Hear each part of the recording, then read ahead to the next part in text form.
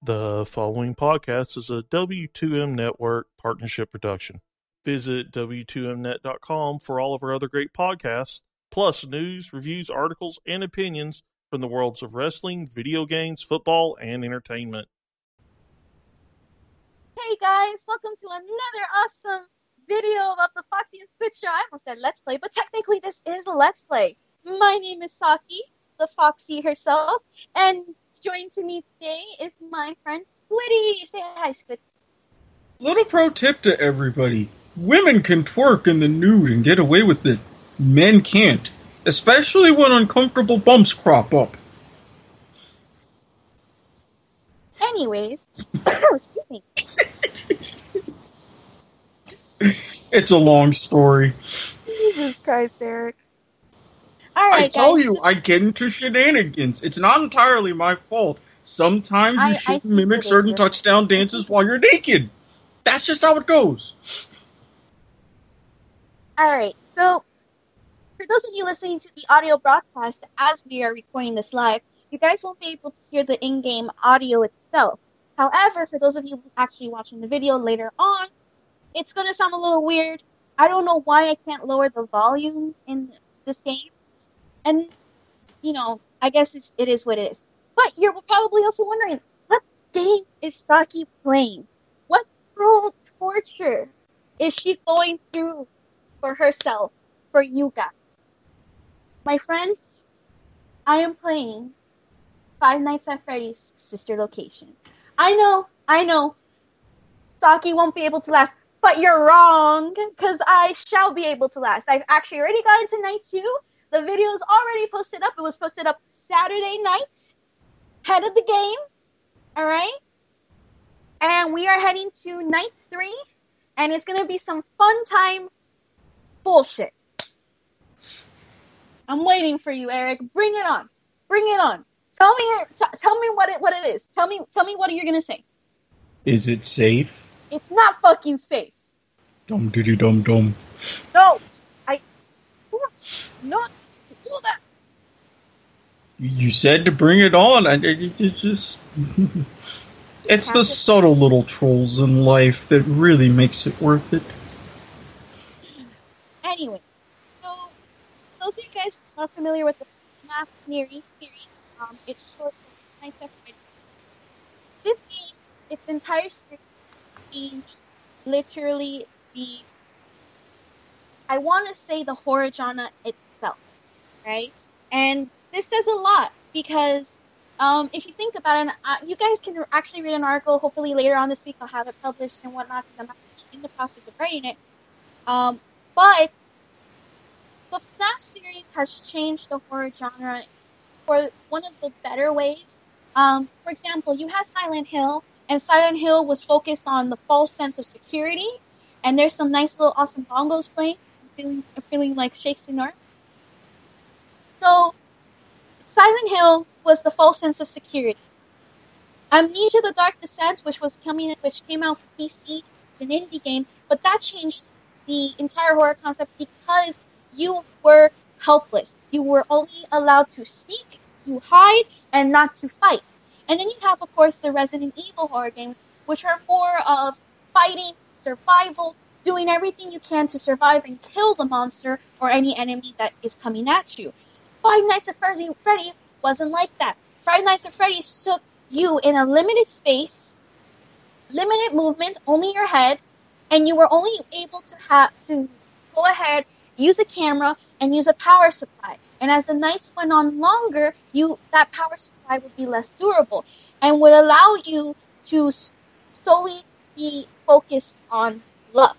Now, I played the first game. You guys can check out the playlist on my YouTube channel, and you guys can see that I went through hell trying to figure that game out, but I did it. I still have a couple of other secrets and stuff and Easter eggs that I gotta go through, but that will come later in life. But now, here comes Sister Location, which is the latest installment in the game series. And this game, as you guys will see, is just crazy. So I want to ask you, Eric, what do you know about the Five Nights at Freddy's series? Well, especially, and it's funny because this actually came up at work today. It started with this abandoned, I guess, kind of like a version of Chuck E. Cheese, where there were all kinds of, well, untoward incidents with some of the supposedly animatronic creatures and, well, bad incidents with kids and the creatures taking minds of their own. And then it branched out from there. I know one of the sequels tied into it, and it was set in a child's bedroom. And that also had flashbacks to where there was a party at the original, things like that. So that's mostly the gist that I got out of it.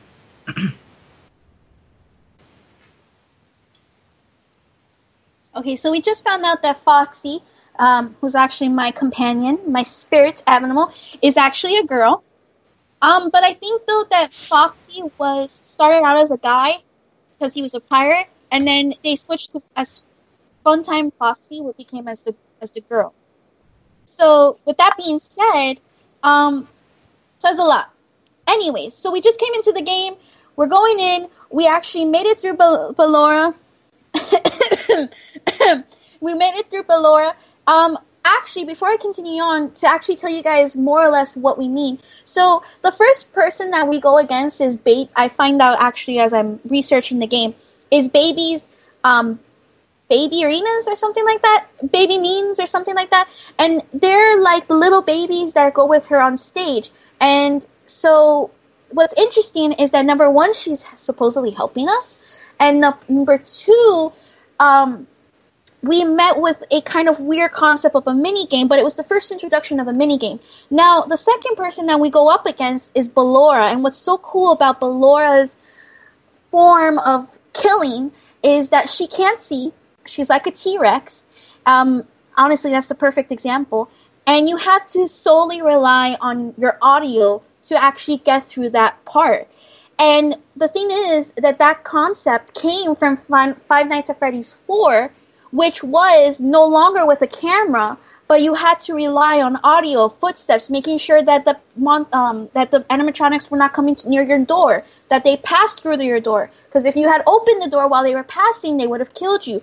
So it's things like that really come out. So right now, as I'm going, I'm heading to Circus Baby, who I like to put, you don't put baby in the corner.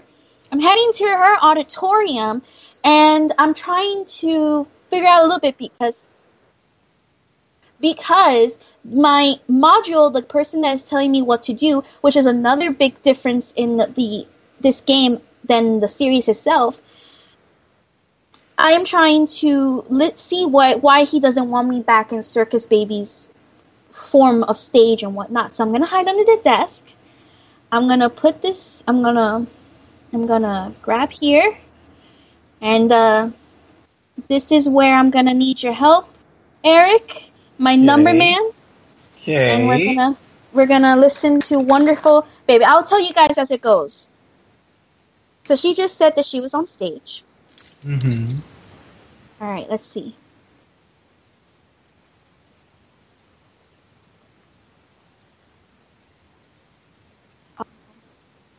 So just so you guys know, the animatronics at this era were implemented on counting the number of children that entered the room.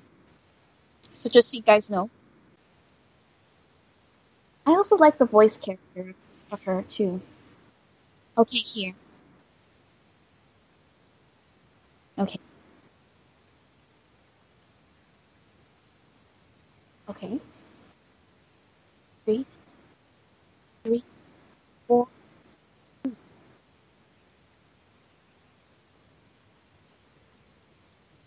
Three. Let's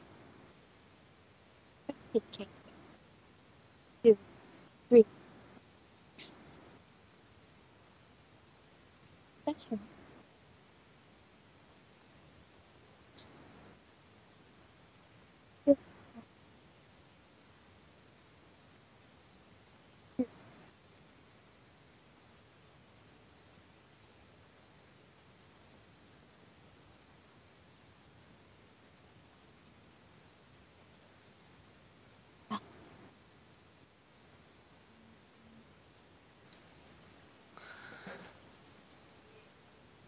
You may want to talk a little louder.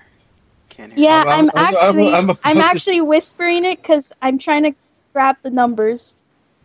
I'm actually just repeating what Baby's saying. Okay. She just said that she's screaming, and that she's I'll explain the whole story. I'm just trying to see if there's any other numbers. I'm about to say I could barely hear like 3s Okay. or 2. No, okay. All right. So I'm gonna go back. I'm gonna head to the main module because I think that's the safest place that I can be. Okay. All right. So I don't understand why I'm going through these vents and there's really no, I guess you could say place or whatnot.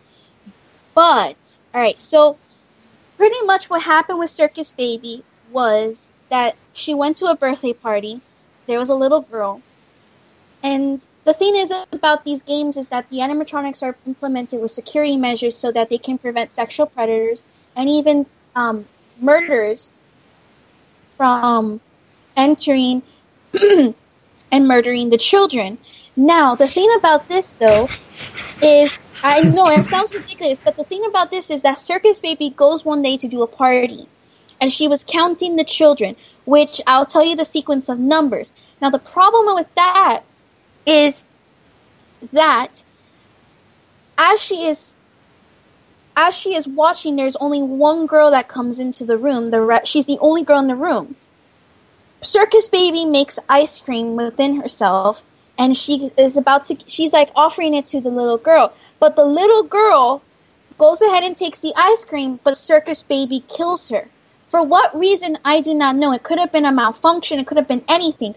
But she gave me these numbers.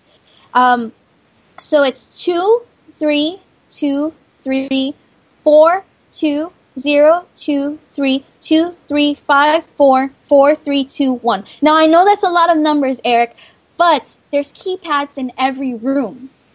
Okay, because, wow. Yeah. Please tell me you have that written down somewhere. Yes, I have everything written down. Now, I know that the last one, if this is a keypad for 4-digit numbers, I have the first set here that I think I know where it belongs, and it belongs into Circus Baby's room. Okay. Now, the other two, I'm not sure of.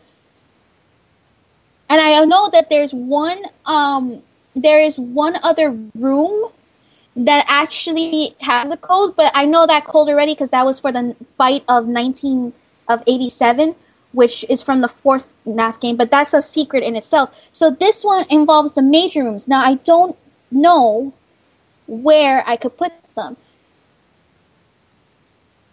Okay. Oh boy, this is going back to my cryptography and number theory days. Alright, I'm willing to roll with it. Alright, so I'm in Funtime Fox's room. I'm gonna see what's gonna happen. But I may die. If I die, that's good. I can die. I would like to die, although I'm not really looking forward to seeing Foxy. But anyways. Alright, so as you're figuring that out, Eric, I'm going to go ahead and start playing this mini game. I'll let you know when I'm done. You guys can talk about football if you want. In fact, we have Stephen with us tonight, and I hear noises in the freaking place.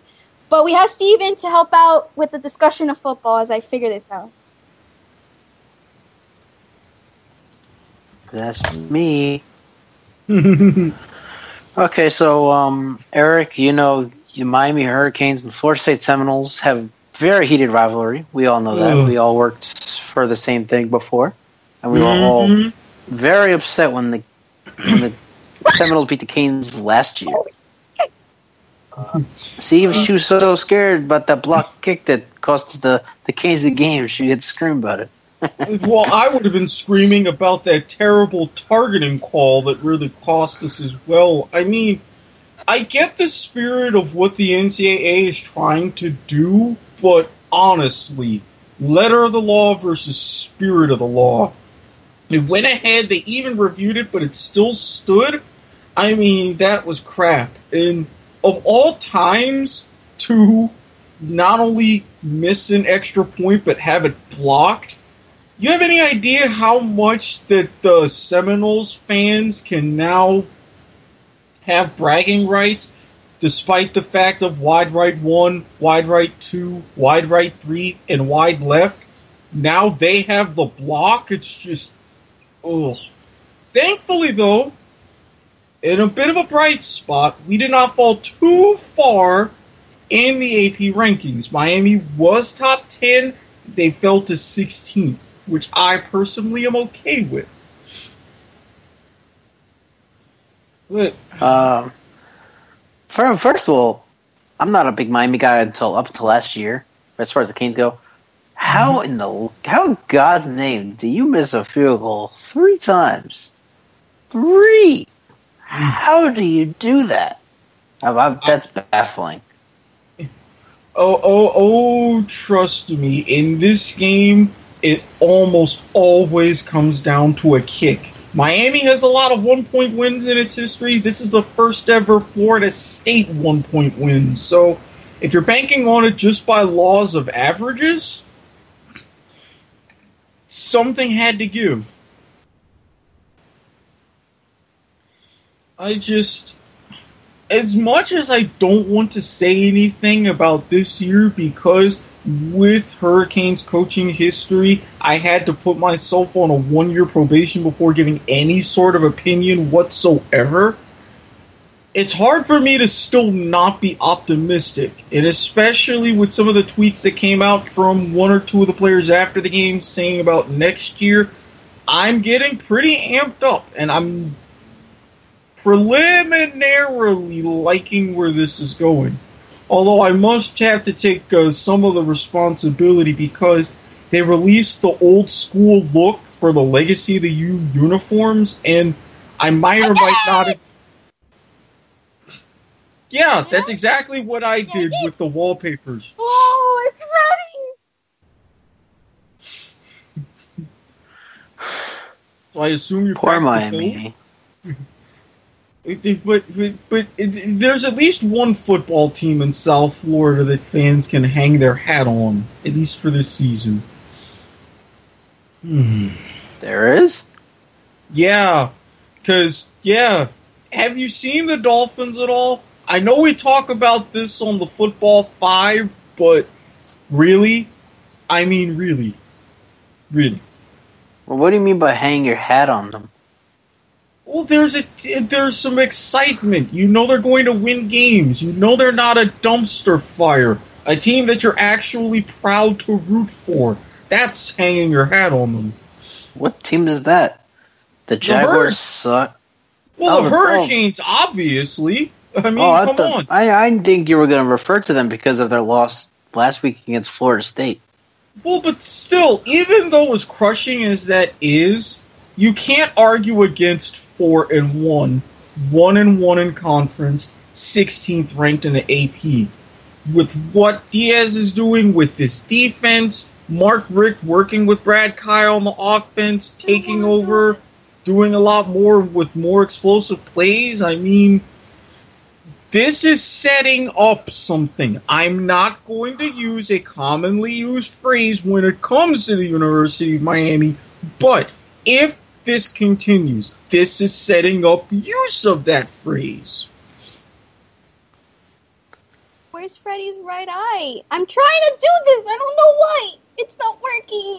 It's not working. Why is it not working when these eyes are creeping me out?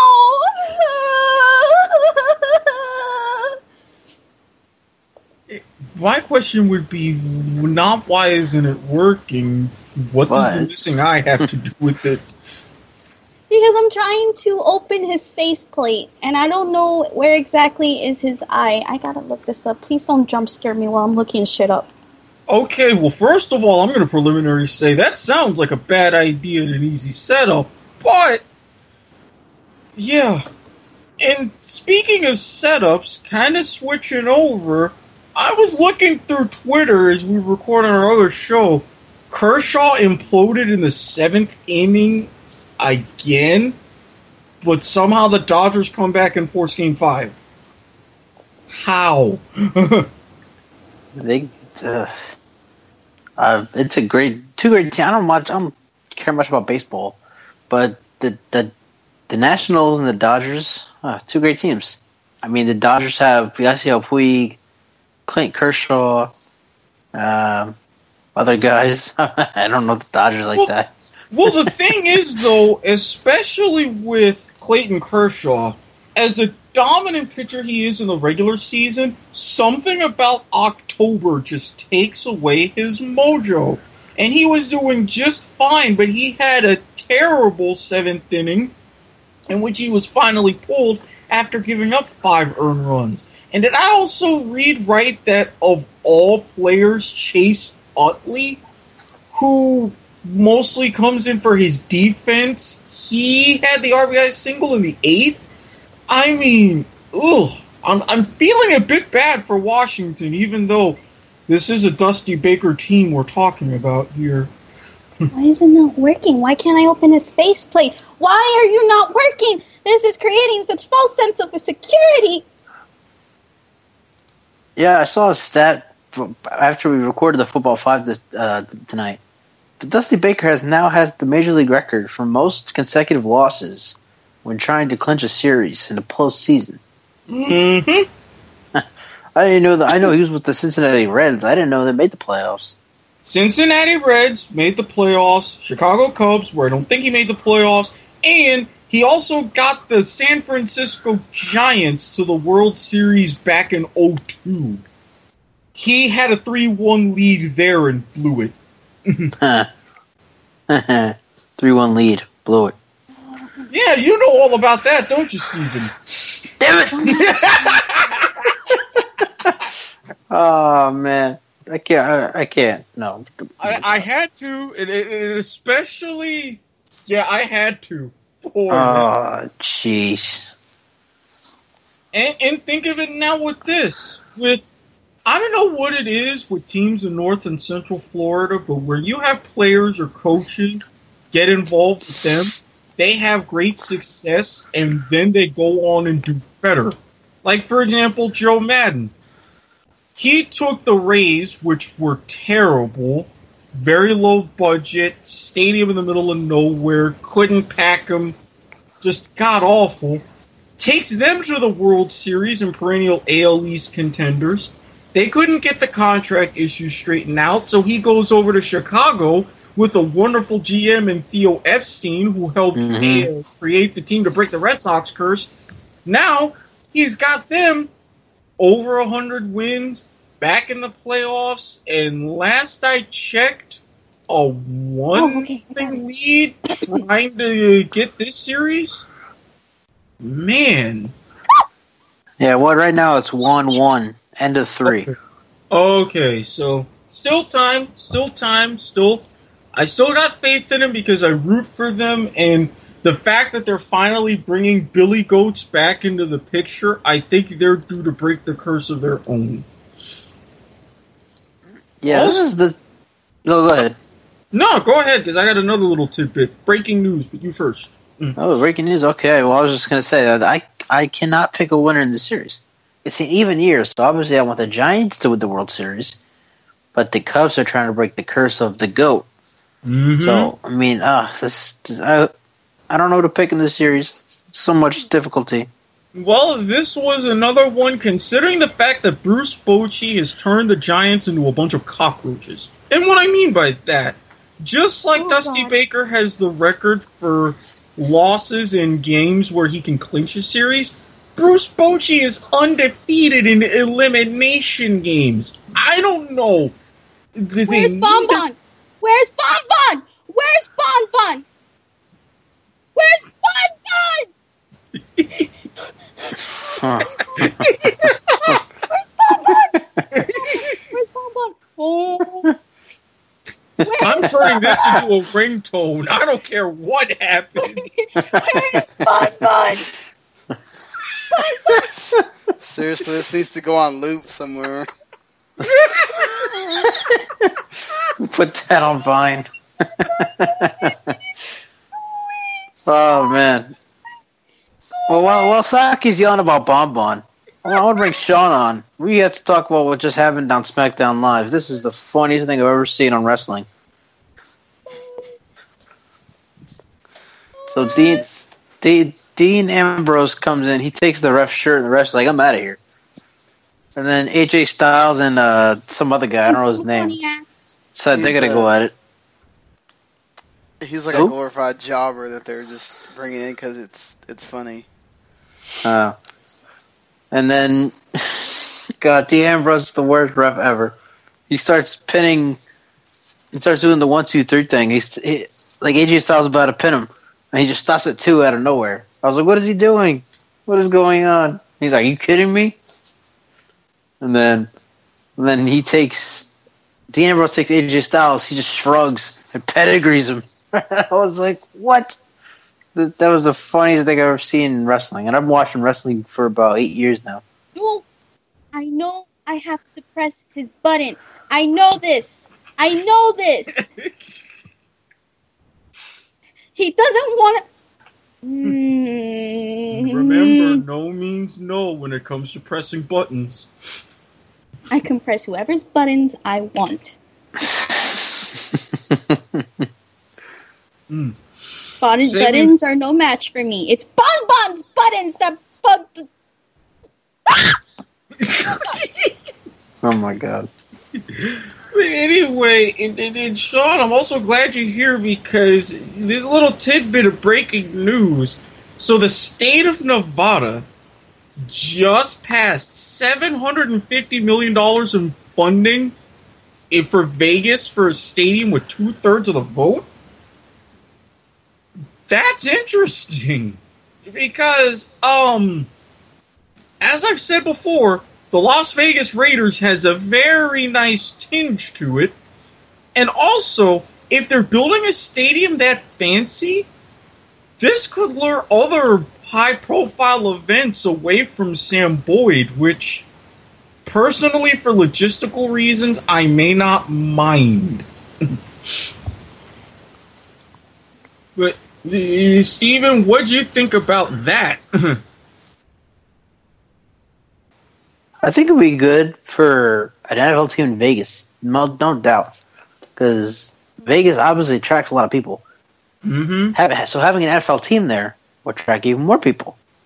And for those, like, say, people coming from, like, China, coming into the U.S. to gamble, some people are crazy, some people would do that, and they come to Vegas...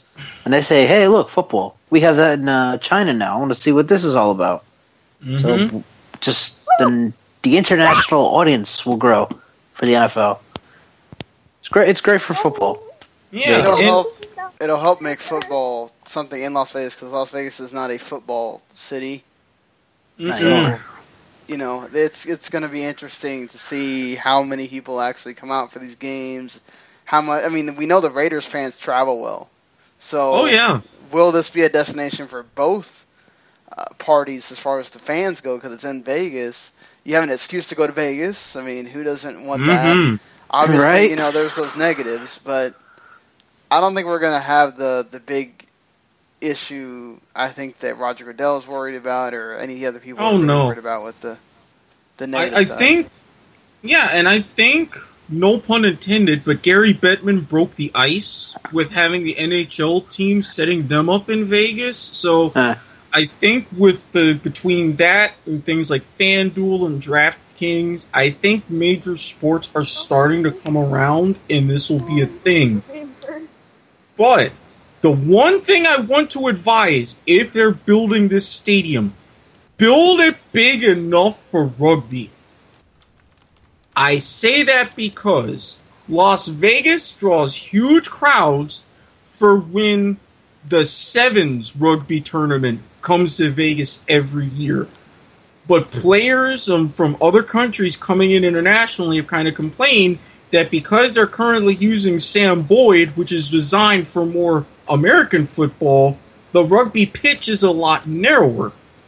If Mark Davis and the Raiders took this into account when building this stadium, just like the Yankees did in the new Yankee Stadium, accounting for a football field, that would lure away and have even more revenue, bigger profile events, and draw an even more international audience, not just for Vegas, but for the Raiders as well. So it's a big opportunity to play it smart.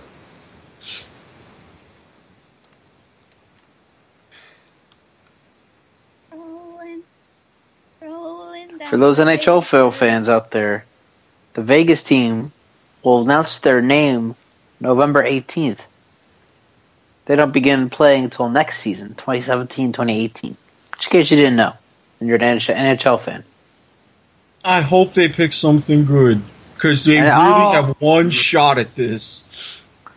All I know is they'll be called the Something Knights. There's like three names left. I don't know the names. I am not pleased. They're already doing it wrong. Now, I heard Saki singing a few seconds ago. How are you holding up over there? Oh, Lord, came down to rescue me. Well, that answered my question. I'm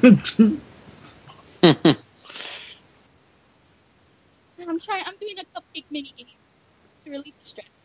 Cupcakes? Damn it, I should have heard that when I'm hungry. Cupcakes. Ugh. I'm a brownie guy myself. Regular brownie or hybrid chocolate chip cookie brownie? And yes, there is a right answer to this question. Damn, there is? Damn. I didn't want the blue cupcake. I still wanted my pink cupcake. Wait, I think I go with regular cupcakes. Well, I mean, no, damn it! Now Saki got me saying cupcakes. I meant brownies. Yeah, I don't know, man. You're missing out. I hate this game. All I heard. I hate this game. And did I hear you right a second ago where I heard something in stealing and something in pink and what? I know. I have to keep the room dark, but I need to see, so I have to flash the beacon. Make sure I don't bump into her. I know.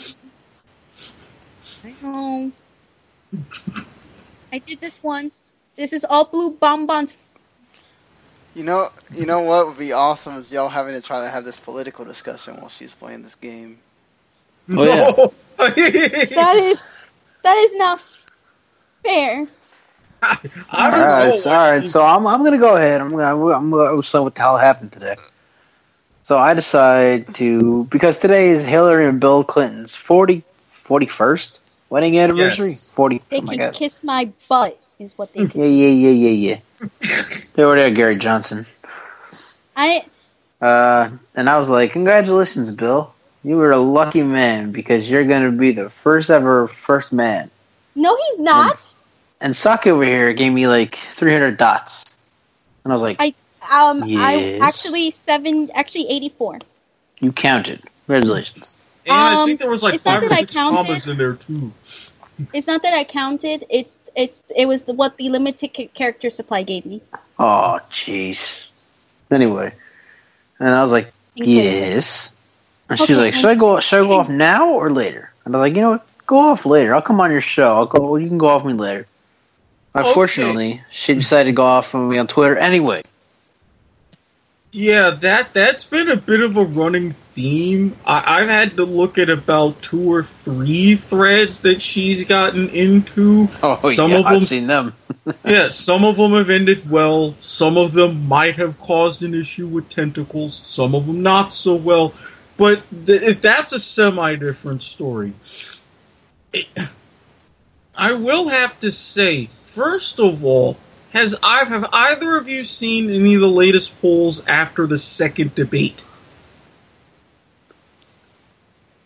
I've seen something like Hillary leads Trump by some points. No, you see, that is where I have my problem with you, Stephen. All right? Go ahead. You, and I remember this specifically because this is where I argued the moments with you, okay? And I'm trying to disarm Freddy because he's gonna throw a bomb. What the hell? Who Don't the ask. fuck built these things? Okay, so freaking Bon, you are going down. Your blue Bonnie ass is gone. I don't give a crap. You and I. This is war. This is okay. So, anyways, you don't know anything about politics.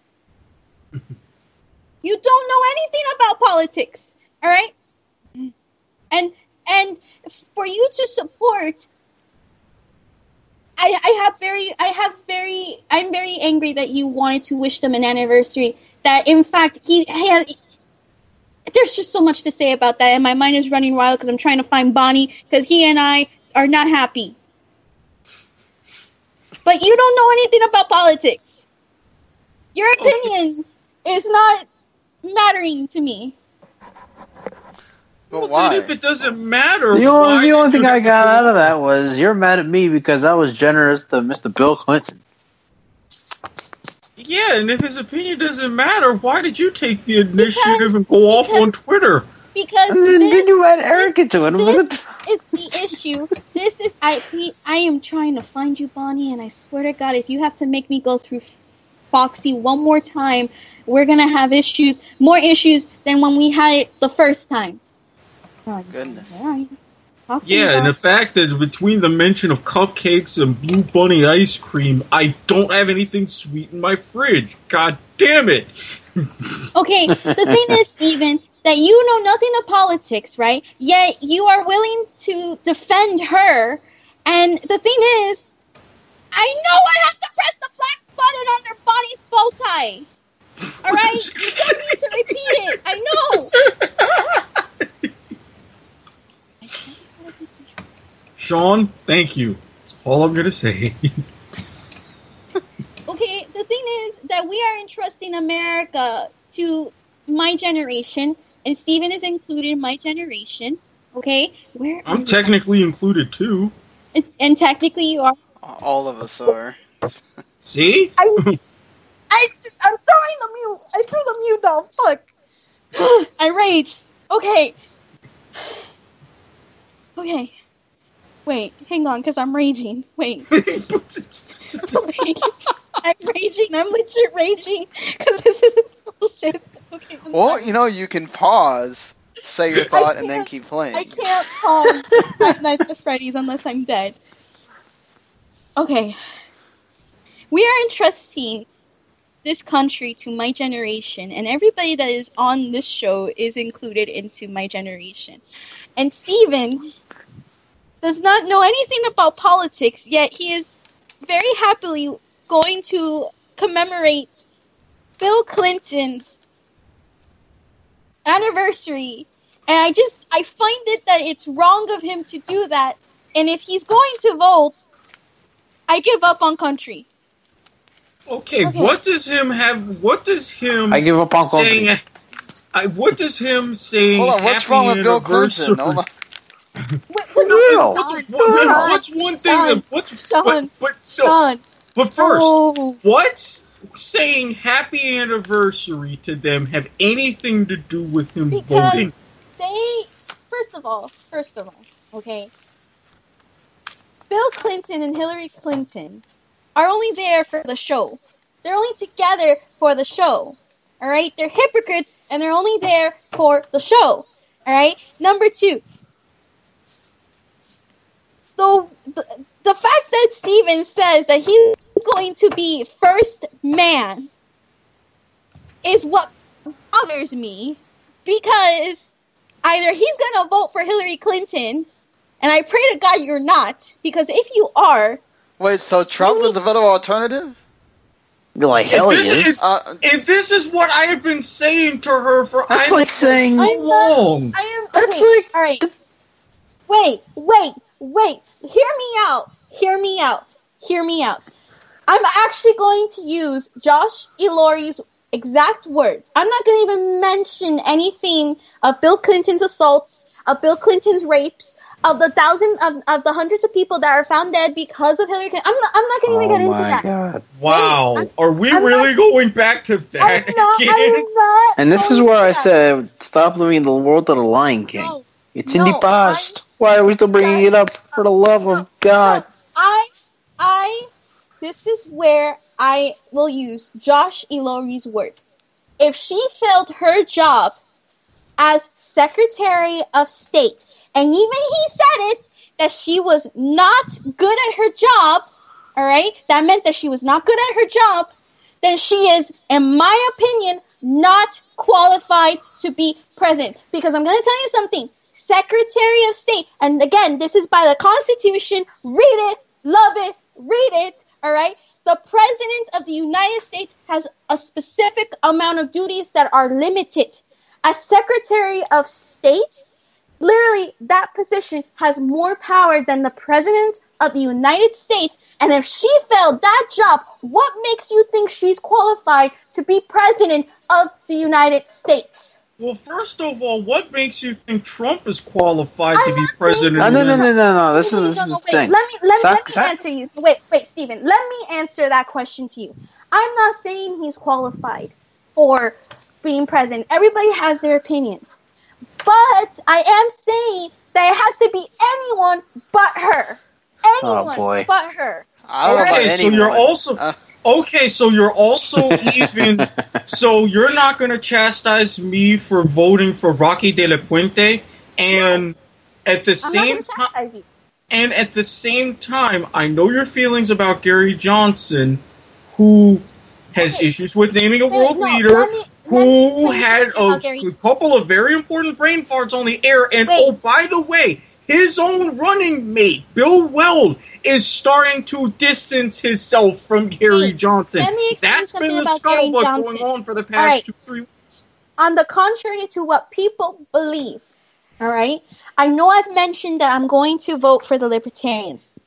I know I've mentioned that many times in past episodes. However, in light of what has been happening, all right, not only with Gary Johnson and his mess-ups, okay, I am also not going to give him my vote. Now, there's a couple of reasons why I'm not giving him my vote. As much as I strongly associate myself with the Libertarian Party, okay, I do not feel that because of these mess-ups, Johnson is able to reach the amount that he needs to reach to become president, to win against both Trump and Clinton. That's number one. Number two, I am in a battleground state. Yeah, as am I. Wait. I am in a battleground state. All right? It is not the same of me voting in Colorado, all right, where my numbers, while they do have electorates, my state has more.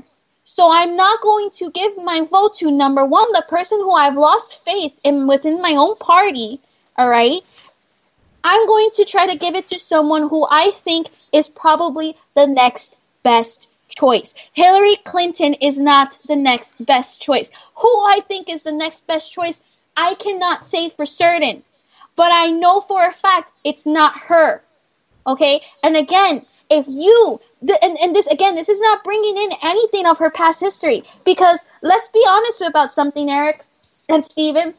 What he said about women, as much wrong as it is, you, and I know damn well you too, and you, Stephen, too, and even me has said it.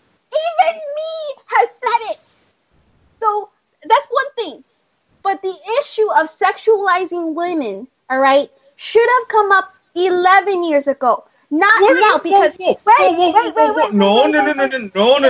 Time out. First of all, it's come up a lot longer than 11 years ago. Shall we go back to the child rape case? A 13-year-old. That was dating all the way back to 1994. I am telling you that the issue that is arising from what Trump said is two things. Sexualizing women and unconsent fondling. All right? Those two things should have not come out when I say like as a general thing, but it should have been focused. 11 years ago. Not now. Wait, that is the most recent thing. In 2005, the rape case that has been picked up and resurfaced from Huffington Post and all this and that came out in 1994. Also, when he was big and hot shit in New York, his second marriage to Marla Maples, who was his mistress, who he cheated on while he was still married to Ivanka. After they got married, what did Donald Trump do? He went so public in the New York newspapers and slammed Ivanka. Terrible. Saying Marla Maples was the best he ever had. By the way, they're also digging up the disclosure agreement, the non-disclosure agreement that he made Ivana sign, and releasing the claims and looking into the allegations that Ivana had, his first wife, that he raped her. So don't you dare just say it should have come up 11 years ago, because it came up over 20 years ago. This is a pattern. All right. It's a pattern. You think it's a pattern. I don't think and I agree. I agree it's a pattern. I agree that it's a pattern. However, all right, just as he has dirty laundry, she has dirty laundry. And I feel that as me, all right, that I'm listening to those words, the attention that is getting is not for the actual cause, but rather because he said it. He's a president. He's a candidate running for president, and therefore it's important. I'm not in agreement with that, number one. Number two, okay, he has been treated very unfairly, especially in those debates where he was asked that question 4 times. I am not saying that what he said was wrong. You honestly think that he's been treated unfairly? Let me give you a little bit of a factoid. Yes, I do think that he has been being treated unfair. Like, that debate was plain in my eyes that he was treated unfair, Eric. Okay, you're talking about that one incident. Need I remind you that during the course of this campaign, Donald Trump has received in more free media, you're talking $2+ billion. That is more than pretty much every other candidate combined and doubled.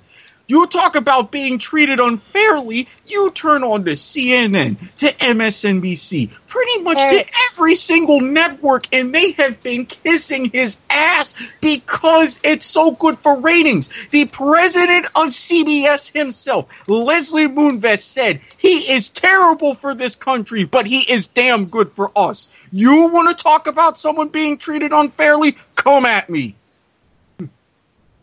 Eric, he is being covered negatively by those. He's being covered, period. And you honestly don't think because of that man flapping his mouth? That man flapping his mouth? 1992.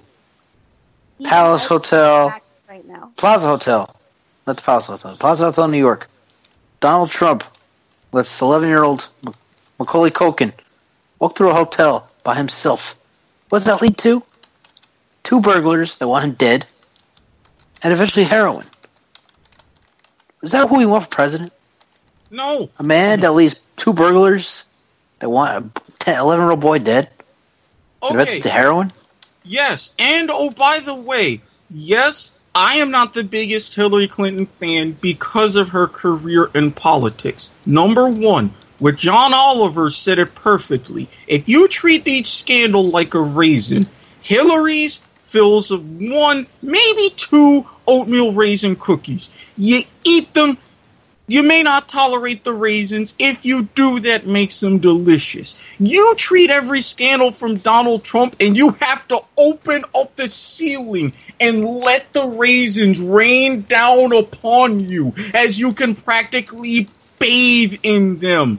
And lest we forget his cohorts, Rudy Giuliani, who sought and was awarded an annulment from the Catholic Church after 14 years of marriage because he found out that he was married to his cousin. and he claimed that he didn't know that she was his cousin. Or Newt Gingrich, who served his wife divorce papers as she was in the hospital recovering from cancer surgery. And oh, by the way, if Donald Trump has his way, one of those two candidates would have been your vice president, not Mike Pence.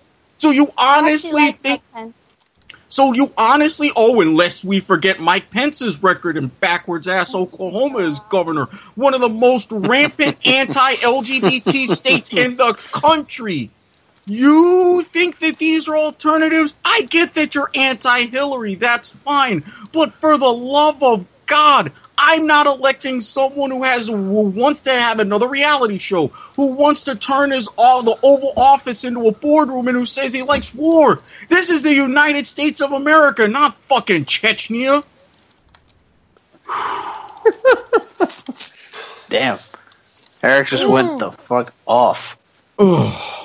I'm sorry. By the way, when you're in a constant political discussions, whether you like them or not, multiple times a day for 3 months, you learn things and things get bottled up. My apologies. I know I was supposed to play moderator, but... Hey, you helped me out. Pretty much telling Saki why Clinton is a better choice. Because Trump said, I can go outside and kill somebody. I still win the presidency. Why would we want something like that for president? Trump said he would date his daughter. We don't want an incest-loving president, for the love of God. Stephen, I will smack you. Hey, the facts are there. And you miss anti-Hillary. Oh, she lied with the emails. Okay, she admitted to him. And it happened once. I can't tell you how many times Donald Trump has degraded women, saying you sleep with a daughter, how women are whatever, locker room talk. I mean, it's ongoing with him. There's always something with this guy. He's gone on record about his disrespect for women when he was when he was being interviewed back in 2000. He went on about his disrespect for women when he was being interviewed by Chris Matthews back in August of 1998. Again, this is a pattern. And oh, by the way, you talk about the emails. There were a mere fraction of them that had anything to do with it being classified. And you talk about all of these hacks and everybody blaming Russia for all of the hacks on the Democratic National Committee. Were any of these direct hacks into her private email server? Which, oh, by the way, a Republican Secretary of State, Colin Powell, actually advised Hillary Clinton on getting, and the fact that he had a personal email account, but God knows, because he was a Republican, we're not going to touch that, now are we? And why are we... Hillary can't be president. Bill raped women. What the hell does that do with Hillary? Come on. Hillary! And do not even get started on the murder BS, because I swear to God, that's the dumbest. That is the dumbest. The murder thing is the dumbest shit I've ever heard in my life. So don't even start with that crap. Well, I will say this: if you're gonna be, since she's still with Bill, and they're gonna be in the White House together, that stuff is gonna come up, and you are who you know. Even if you don't want it to be, you are culpable in a way for. For that kind of thing. And I honestly completely understand that, especially since that was very, very public. But when it comes to loyalty and them working it out, I know my parents had issues with infidelity on my dad's side. That marriage eventually ended. So I get that. I've lived through this. But at the same time, you talk about marriages and infidelity. Would you rather have a couple that had a very public issue, yet still, 20 years later, found a way to work through that for the sake of themselves, each other, and their family? Or would you have a man who has had 6 children by 3 different women and is now on wife number 3? You want to talk about loyalty and marriage and sticking by someone? That's Donald Trump's record. I'm gonna play this cupcake game, and we're gonna end the episode here as I try to solve this cupcake. God, why did I have this discussion? I actually have a headache. Eric is my favorite person right now for helping me out tonight. I'm in a situation where the old head just has to Kool-Aid through the door and drop some knowledge. If I can give him an award, I so would tonight, I swear. So yeah, let's go Hillary. Power to the, Yeah, hey, again, I am voting for Rocky de la Fuente. He has a very strong record. I suggest everybody look at his platform or anywhere else. We're done. I am raging. I'm raging. And we're done. All right, everybody. My name is Saki. Thank you so much for watching. Hope you guys will like and subscribe to the video and to the audio itself. You guys can follow me at Sakura_Steph309. Also check out my YouTube at Saki Sakura. Squiddy, please put yourself whatever you want to say. And Stephen, you can follow afterwards. And then I'm going to go ahead and scream. I'm the Squid, at Squid Sportshead, at the Football 5, at Inside_Arena. Yeah, you want to come at me, fine. You want to come at me a different way, message me and I will give you access to my private Twitter account. My Twitter is at RunningFanatic2. I'm with Eric. We host the Football 5 every Wednesday. We air every Wednesday, record every Tuesday on the WTM Network. Listen to these guys here on Foxy and Squid on the WTM Network. Listen to Sean on the Football to the Max. Well, Sean, what other podcasts do you do? I keep asking you this. I keep forgetting. I do the Wrestling to the Max podcast, which is the flagship of this network. It's the initials are why everything's called that. And I also do the Video Games to the Max podcast, so we got you covered. There you go. All things. Oh, and I almost forgot. At This Week in the AFL. Oh, I'm right. sure I had that Twitter handle right. No, it's This Week in AFL. This Week in the AFL was taken. Go figure. Thank you so much for watching, everybody. My name is Saki. That's Squiddy. That's SEU. Thanks again, Sean and SEU, for coming on. And go Hillary! Do your homework and don't forget to be awesome. And go Hillary.